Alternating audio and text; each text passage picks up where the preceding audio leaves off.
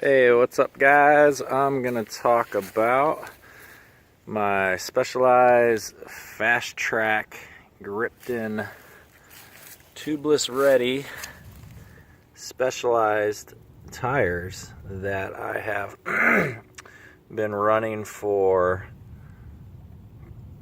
2,500 miles. The mileage has varied between road and gravel and a little bit of single track. I haven't unfortunately done much of anything like say the Rocky Mountains in Colorado, so they haven't really been exposed to many sharp rocks or anything. But I originally purchased these after my race in 2017, the American Trail Race, and I went to Sugar Wheel Works in Portland, and they installed these for me because my Continental Cross Kings were worn out from the second half of the race. So I wanted to try something new. I'd heard good reviews from people just about the fast tracks in general, that they're pretty fast rolling, fairly durable, good grip, you know, all those things that you're kind of looking for in a race tire. So let's go over a few of the specs. This rim right here is a DT Swiss E1900 spline. You can tell by the tread that this has been my front wheel. It still has a good amount of tread left. Very amazed by how well that's held up.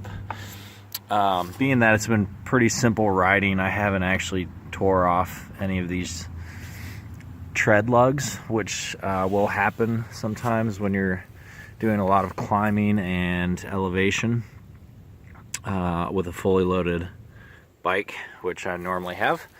Anyways, so this rim, the DT Swiss E1900 spline, has an internal width of 30 and an external width of 35. And with the calipers, these actually measure 2.08. And the rear is a Velocity Blunt SS rim, and that is actually a little bit narrower of a rim. It's 26.6 internal and 30 millimeters external. And the rim, or the tire, actually measures 2.12. So very similar, but slightly wider on this Velocity. And you can see I have a little bit of tread left there, but it's getting pretty low. I'm gonna try and squeeze another 500 miles out of these because why not? You know, let's see how far they'll go. I did have a friend, Aaron, who rode these for his race during the American Trail Race. He switched them over in Salida about the halfway point, and he said he really liked them. He didn't have any issues with them. I was a little bit disappointed with the ride quality, being that they are 60 thread per inch on the sidewalls. They're a little bit softer. You can kind of see some leaking there with the sealant.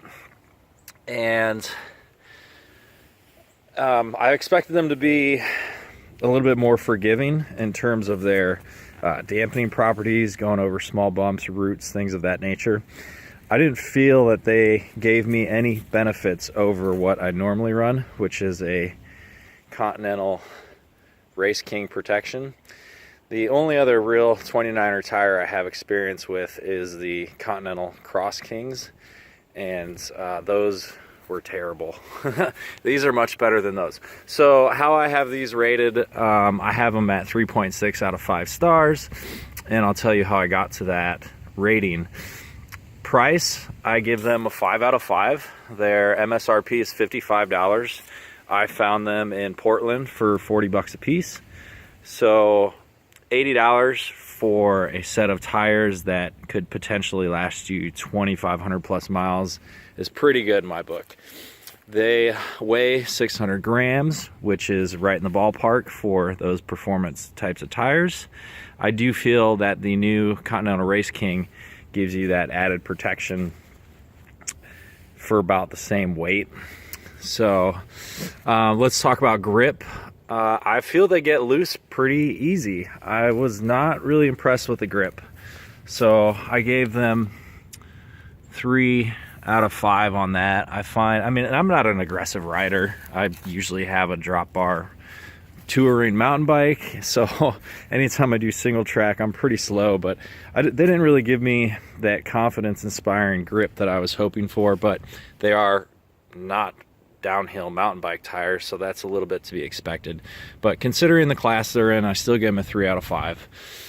Durability, I give them a 3.5 out of 5.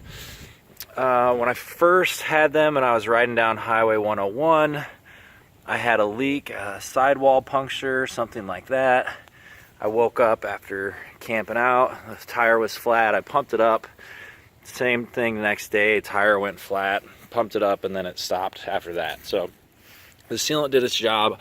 I never saw any punctures that were noticeable when that happens, but I just feel with how soft these sidewalls are that they might be a little bit more prone to cuts. So that's why I gave them a 3.5. Even though I haven't had major issues, I haven't really taken them down the gauntlet. Tread wear, I give 5 out of 5. This front tire is going to go for a very long time. This rear tire has a little bit left in it, so hopefully 3,000 miles. I'd safely recommend these for 2,500 miles. Rolling resistance was quite disappointing as well. They felt a little bit faster than the Continental Cross Kings, but they are definitely slower than the Race Kings. And I've tried it. My friend's got a pair of Race Kings right now that he's actually running with tubes, and we were out biking and we switched bikes for a little bit. And I know they're not the same bike setups, but we were on flat ground, so you would imagine rolling resistance is going to be pretty comparable. But these were noticeably slower than the Race Kings, so I expected more out of them. And if you go to rollingresistance.com, you'll see that they're not the best. So I gave them a 2.5. Ride quality, I gave them a 3 out of 5. I expected a little softer, cushier ride. I expected more grip out of these, and unfortunately they didn't add up to what I was hoping. Anyways, when you add all those together, it gives me an average score of 3.6 out of 5, which is not bad. I would definitely recommend these tires for the price.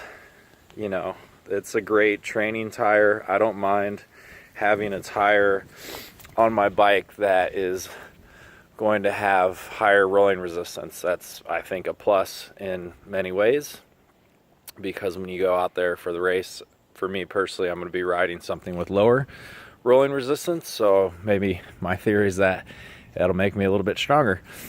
Anyways, if you have any questions, comments, concerns, all of the above, feel free to ask me them in the comment section, and I will do my best to help you out.